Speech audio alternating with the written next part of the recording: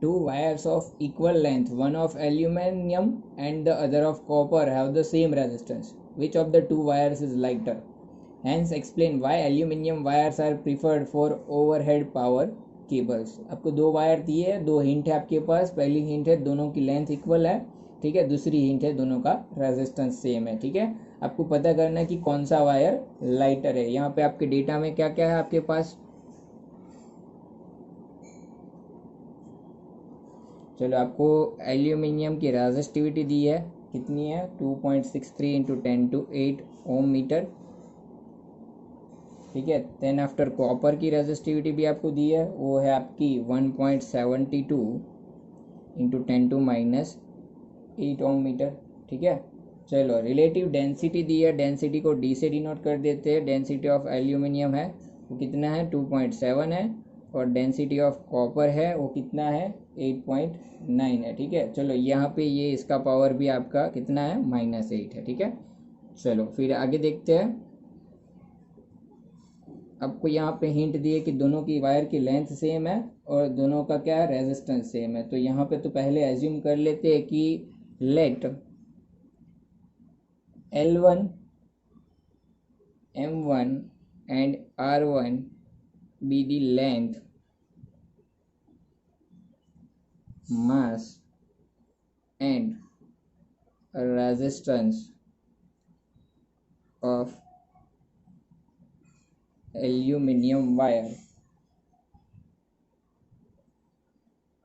respectively, and let L2 M2 and R2 be the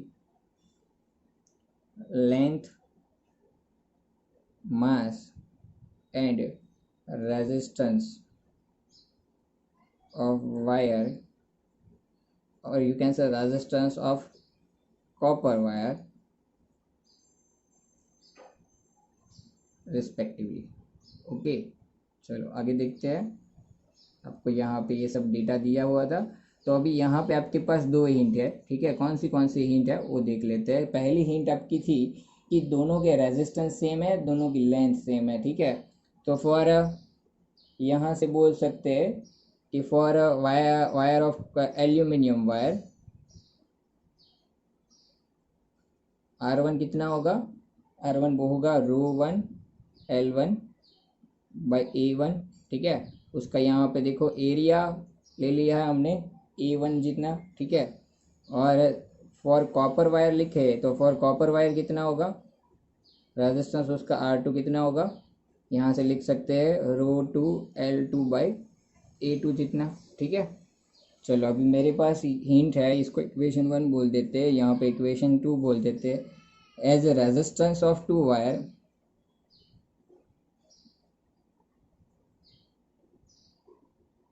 is same.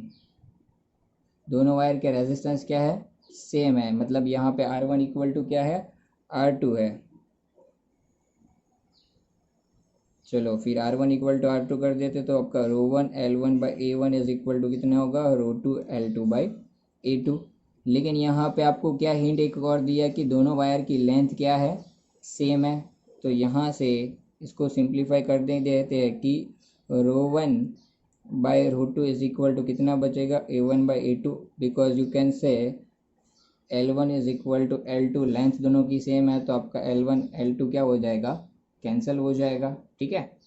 चलो, सो आपके पास इसको एक इक्वेशन नंबर 3 बोल देते हैं, ये ले लेते हैं इक्वेशन नंबर 3. ये आपका हो गया इक्वेशन नंबर 3, ठीक है.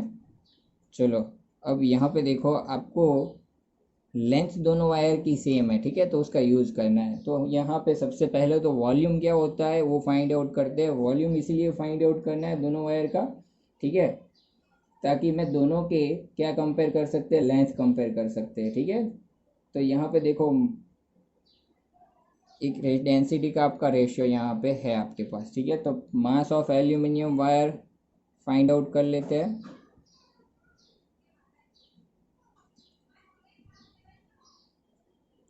लेट इट बी M1, उसको बोल देते हैं M1. तो M1 कितना होगा M1 होगा we can say volume, okay, into density.